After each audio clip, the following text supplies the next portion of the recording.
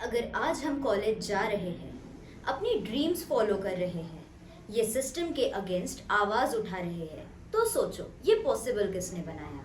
एक इंसान जिसे सालों तक दबाया गया, एक ऐसा इंसान जिसे एक आवाज उठाई, सबके लिए और देश बदल दिया। उनका नाम है। हेलो, मैं ऋतुश्रा अवतारे फिर से एक नई वीडियो के साथ आपके बीच। आज हम बात कर रहे हैं Indian economics, jurist, politician, writer, social reformer, father of Indian constitution, परम पूज्य भारत रत्न डॉक्टर भीमराव रामजी आम्बेडकर जी के बारे में।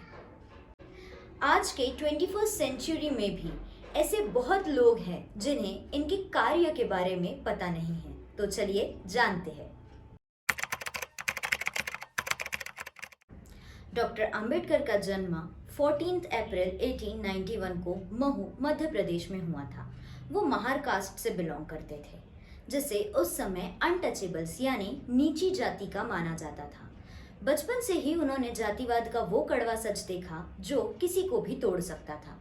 लेकिन इतनी मुश्किलों के बाद भी बाबा साहेब ने कभी हार नहीं मानी। वो कभी भी टूटे नहीं, वो मजबूत बने।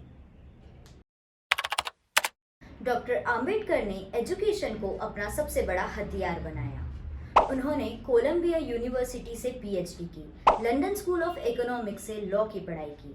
वो पहले इंडियन थे जिन्होंने इतनी बड़ी बड़ी डिग्रीज अचीव किए, not just for himself but to uplift everyone's right. Untouchability के अगेंस्ट स्ट्रॉन्ग लीगल स्टैंड लिया, कॉन्स्टिट्यूशन में इससे इलीगल डिक्लेयर करवाया। रिजर्वेशन सिस्टम इंट्रोड्यूस किया जिससे दलित और बैकवर्ड क्लासेस को एजुकेशन, जॉब और पॉलिटिक्स में रिप्रेजेंटेशन मिला। एजुकेशनल सपोर्ट दिलाया, दलित स्टूडेंट्स के लिए हॉस्टल, स्कॉलरशिप और इंस्टीट्यूशन स्टेब्लिश करवाए। सोशल इक्वलिटी के मूवमेंट्स लीड किए, जैसे टेम्पल एंट्री मूवमेंट, जहां दलित को टेम्पल में एंट्री मिली। इक्वल राइट्स सबको मिले, इसके लिए कॉन्स्टिट्यूशन ड्राफ्ट किया जिससे कास्ट, जेंडर या रिलीजन का भेदभाव खत्म हो। बैकवर्ड कास्ट और वुमेन के राइट्स के लिए भी उन्होंने काम किया। उनके अपलिफ्टमेंट के लिए पॉलिसीज और रिफॉर्म्स लाए।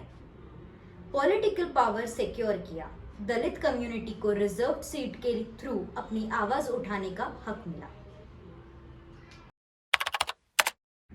1947 भारत एक आजाद देश, लेकिन आजादी के साथ एक सबसे बड़ा सवाल था। अब इस देश को चलाए कैसे, किस कानून के तहत? इसी सवाल का जवाब बनकर आए डॉक्टर बी.आर. आम्बेडकर, जब उन्हें बनाया गया chairman of the constitution drafting committee. ये सिर्फ एक पोजीशन नहीं थी, एक जिम्मेदारी थी, एक ऐसे भारत को डिफाइन करने की जहां हर नागरिक बराबर हो। इंडियन कॉन्स्टिट्यूशन को लिखने में 2 साल 11 महीने लगे और फिर तैयार हुआ दुनिया का सबसे बड़ा संविधान। इस संविधान में लिखा गया है कि पावर सिर्फ रूलर्स के पास नहीं बल्कि लोगों के पास भी है। उन्होंने एंश्योर किया कि हर कास्ट, रिलीजन और जेंडर को मिले equal rights, freedom of speech, right to education और सबसे इम्पोर्टेंट राइट टू डिग्निटी। उन्होंने रिजर्वेशन इसीलिए बनाया ताकि सालों से वंचित और शोषित समुदायों को सामाजिक और आर्थिक परिस्थितियों से ऊंचा उठने का मौका मिल सके।